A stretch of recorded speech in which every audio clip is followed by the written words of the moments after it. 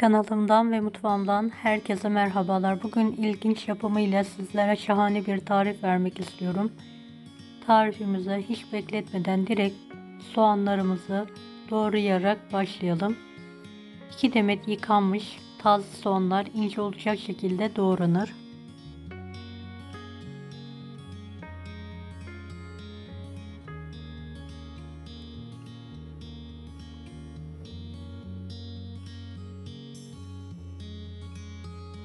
Doğradığımız soğanları uygun bir kaba alalım.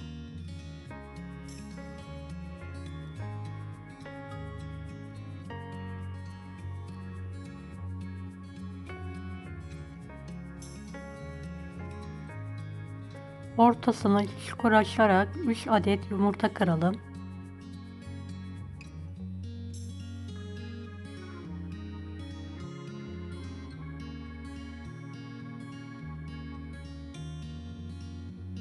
İki tatlı kaşığı tuz, yarım paket kabartma tozu, 1 su bardağı su alınır ve tüm malzemeler karıştırılır bir çırpıcı yardımıyla.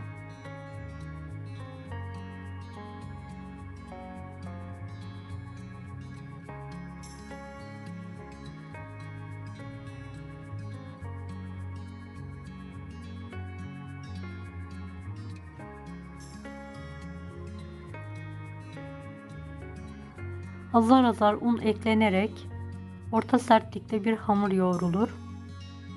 Toplamda 750 grama yakın un kullandım.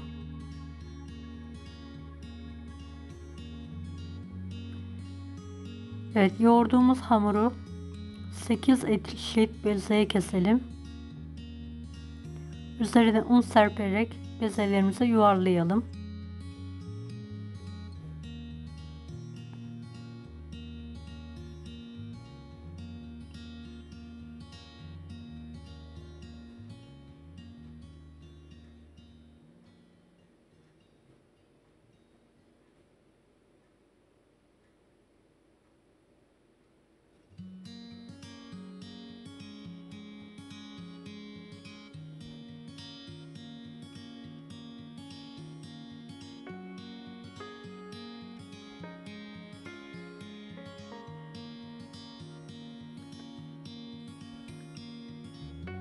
Üzerine tekrardan un serperek üzeri kapalı bir şekilde 10-15 dakika dinlenmeye bırakalım.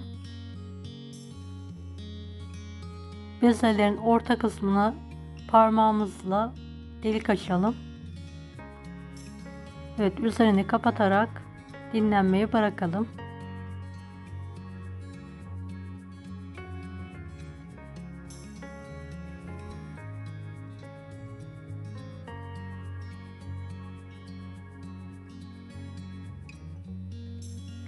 Arasına sürmek için 2 yemek kaşığı un, 1 çay bardağı sıvı yağ ısıtılır ve unun içine yağ alınır.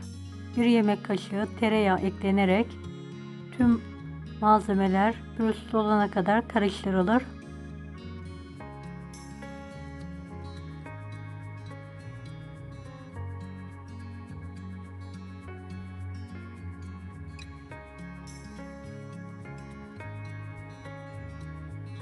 Dinlenmiş bezeler un serperek bir merdane yardımıyla açılır.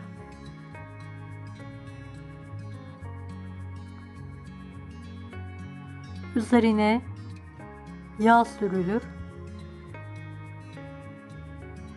İki kenarından katlanarak ortaya doğru katlanır ve katladığımız yerlere tekrardan yağ sürülür. Ve tekrardan katlayarak hamuru elimizle hafif bir şekilde uzaltalım ve rulo şekilde saralım. Diğer bezeleri de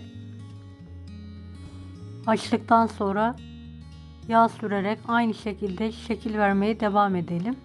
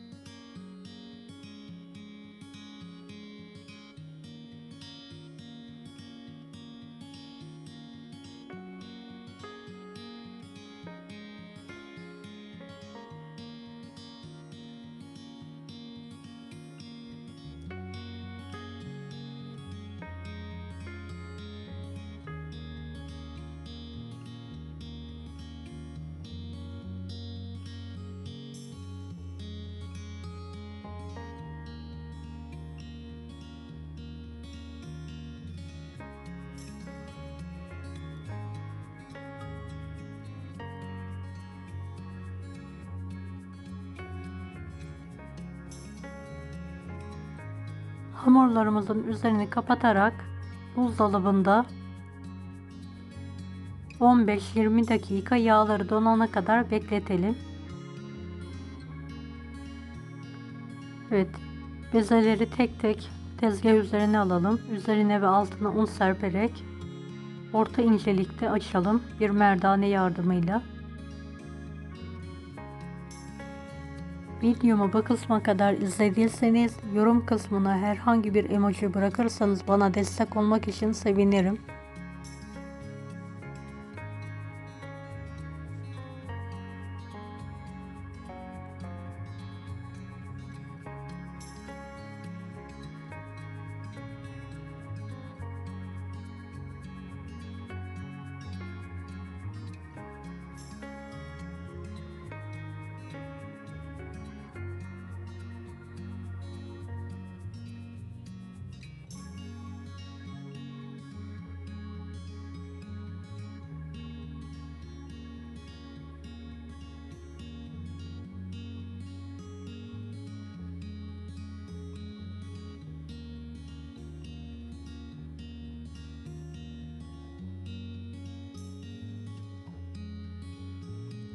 Ocağın üstüne saç tavamı alıyorum ve önceden ıslatıyorum.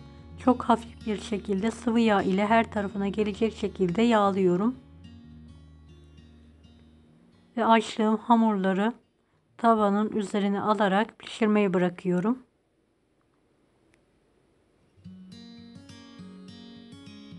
Dilerseniz teflon tavada da pişirebilirsiniz. Böyle bir tavanız yoksa. Evet, arkalı önlü kontrollü bir şekilde hamurlarımı pişirmeye devam ediyorum.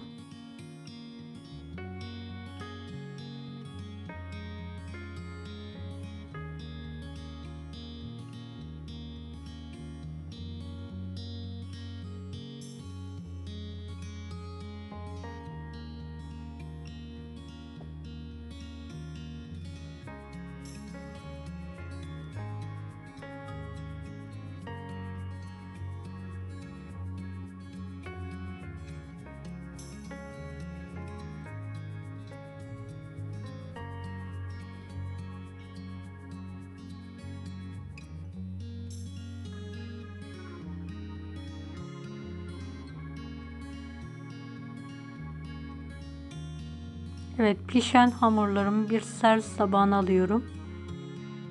Ve kalan hamurlarımı aynı yöntemle pişirmeye devam ediyorum.